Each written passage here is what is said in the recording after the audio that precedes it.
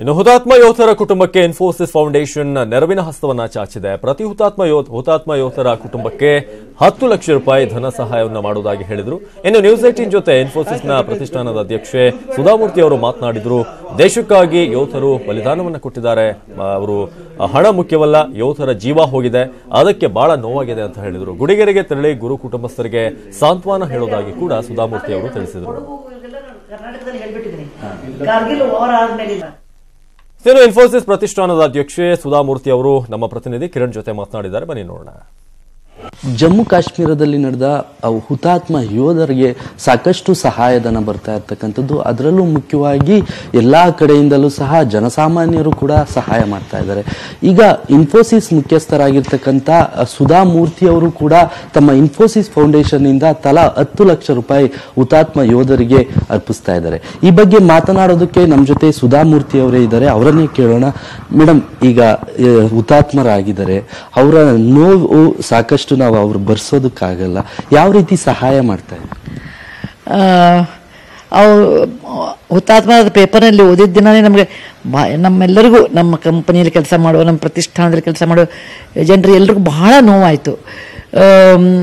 ಅವರ ಯಾವ ದುಡ್ಡು ಕೊಟ್ಟರು ಅವ್ರ ಜೀವ ತರೋಕ್ಕಾಗೋದಿಲ್ಲ, ಅದು ನಮಗೆ ಗೊತ್ತಿದೆ 100%.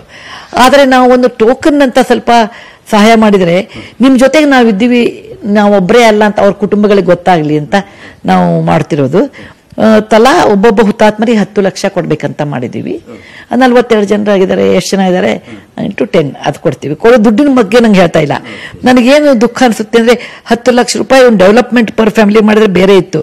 ಪಾಪ ಅವ್ರ ಜೀವ ಹೋಗ್ಬಿಟ್ಟಿದೆ ಅಲ್ಲ, ಅದು ನನಗೆ ಬಹಳ ದುಃಖ ಅನಿಸುತ್ತೆ. ನಾವು ತಕ್ಷಣ ನಮ್ಮ ಪ್ರತಿಷ್ಠಾನದಿಂದ ನಾವು ನಮ್ಮ ಮೈಸೂರು ಮಂಡ್ಯ DC ಅವ್ರನ್ನ ಕಾಂಟ್ಯಾಕ್ಟ್ ಅವತ್ತೇ ಮಾಡಿದ್ವಿ.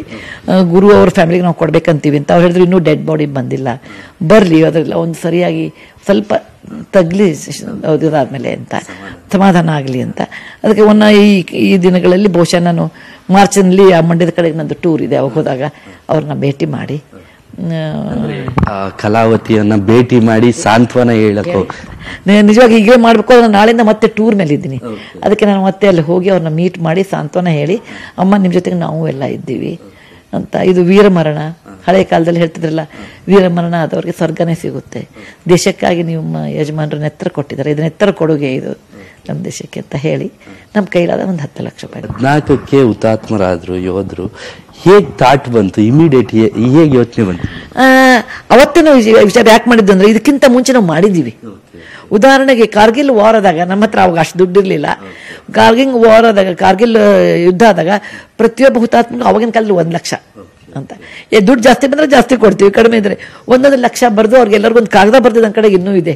ಜೈ ಹಿಂದ್ ಅಂತ ಬರೆದು ನಾನು ಒಂದು ಕಾಗದ ಕಳಿಸಿದ್ದೆ ಪ್ರತಿಯೊಂದು ಫ್ಯಾಮಿಲಿಗೂ. ಅಷ್ಟೇ ಇಲ್ಲ, ಕಳೆದ 2 ವರ್ಷದಲ್ಲಿ ಬಾರ್ಡರ್ ಸೆಕ್ಯೂರಿಟಿ ಫೋರ್ಸ್ ಅಂದ್ರೆ ನಮ್ಮ ಚೈನಾ ಬಾರ್ಡರ್ ಆಗಲಿ, ನಮ್ಮ ಪಾಕಿಸ್ತಾನ ಬಾರ್ಡರ್ ಆಗಲಿ, ನಮ್ಮ ದೇಶದ ಪಾಕಿಸ್ತಾನ ಬಾರ್ಡರ್ ಆಗಲಿ, ತೀರ್ಕೊಂಡವ್ರಿಗೆ ಬಾರ್ಡರ್ ಸೆಕ್ಯೂರಿಟಿ ಫೋರ್ಸ್ನವ್ರಿಗೆ ಮಾತ್ರ ಅಂತ ತಿಳ್ಕೊಂಡು ನಾವು 80 ಕೋಟಿ ರೂಪಾಯಿ ಅಷ್ಟು ಖರ್ಚು ಮಾಡಿದ್ವಿ.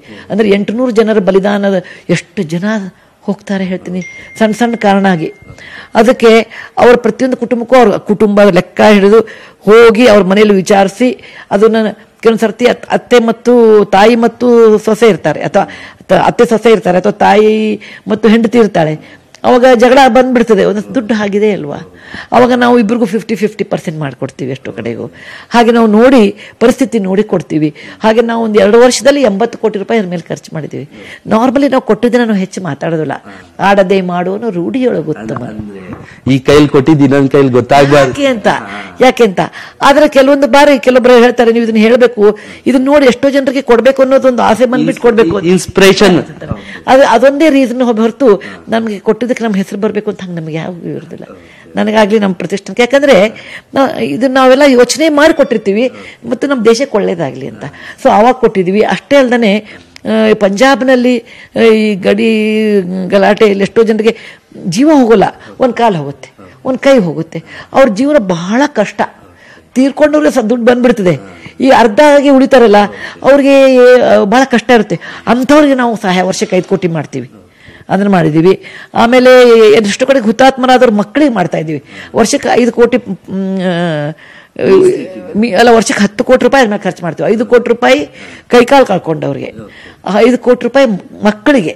ಓಕೆ, ಅಂಥವ್ರ ಮಕ್ಕಳಿಗೆ ಹೀಗೆ ಅಂತ ಅವ್ರು ಪೆನ್ಷನ್ ತೊಗೊಂಡು ಬಂದುಬಿಡ್ತಾರೆ, ಅದ್ರೊಳಗೆ ಸಾಲೋದಿಲ್ಲ.